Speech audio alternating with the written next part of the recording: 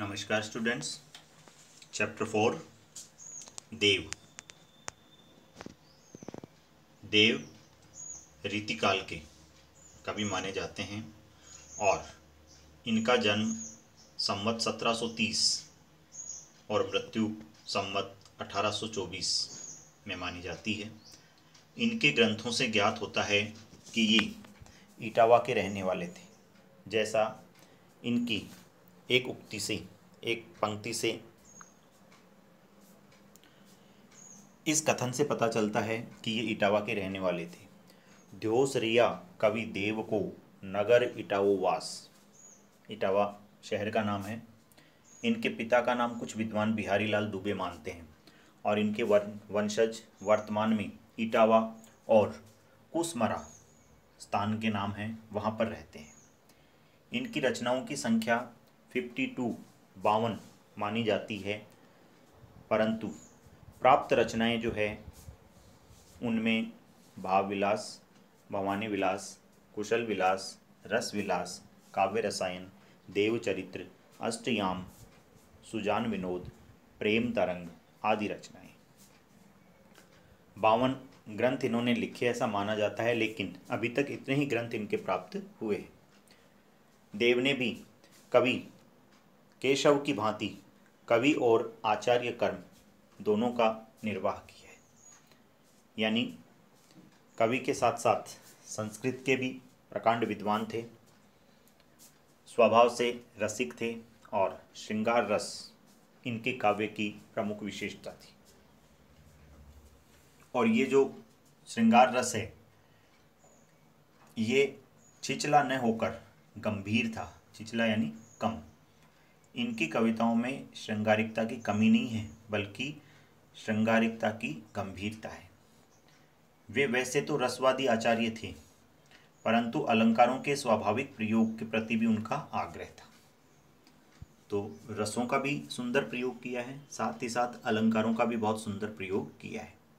देव ने साहित्यिक ब्रज भाषा को अपनाया है। कवि की भाषा है ब्रज, परंतु संस्कृत, प्राकृत, अपभ्रंश, फारसी और उत्तर भारत की अन्य बोलियों के शब्दों को भी स्वतंत्रता से अपनी कविता में इन्होंने स्थान दिया है।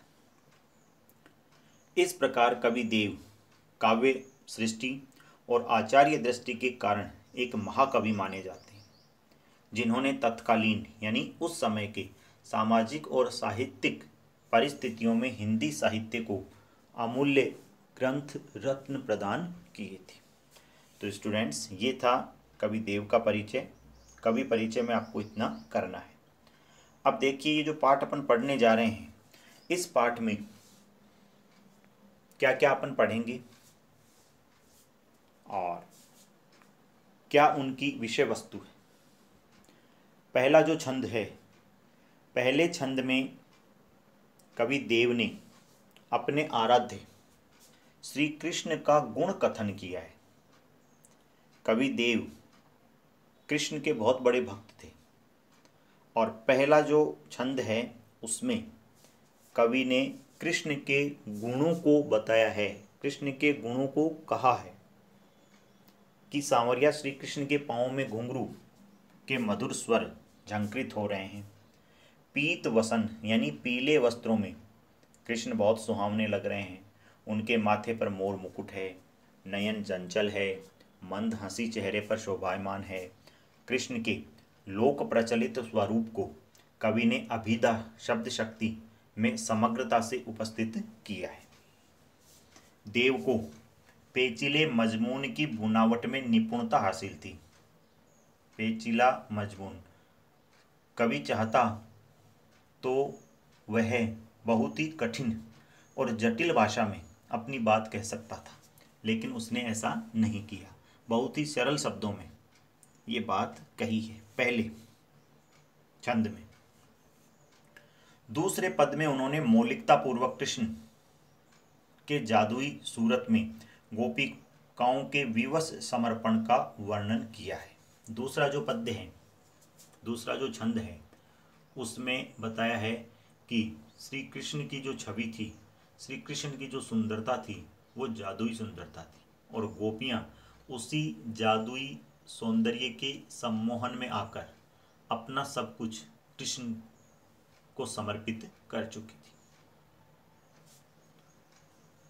तीसरा पद्य जो है वो स्मृति और स्वप्न कविता का संगम है। स्मृति कहते हैं याद को और स्वप्न यानी सपना।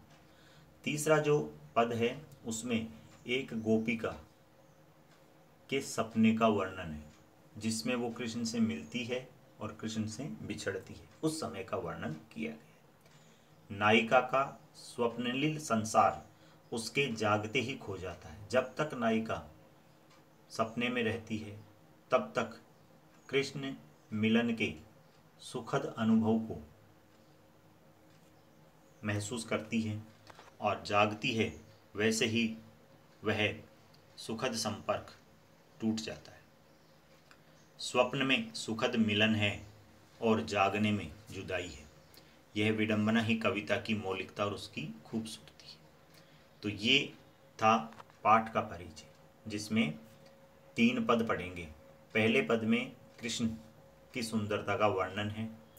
दूसरे पद में बताया गया है कि श्री कृष्ण के जादुई सौंदर्य में गोपिकाएं अपना सब कुछ समर्पित कर देती है। और तीसरे पद में एक स्मृति और सपने का सुंदर वर्णन किया गया है, जिसमें एक गोपिका अपने सपने में कृष्ण से मिलने के सुख का अनुभव करती है, लेकिन जैसे ही उसका सपना टूटता है तो वहाँ पर कृष्ण नहीं होता है। ठीक है स्टूडेंट्स, अब अपन एक एक पद पढ़ेंगे। ये इसका परिचय हो गया है। धन्यवाद।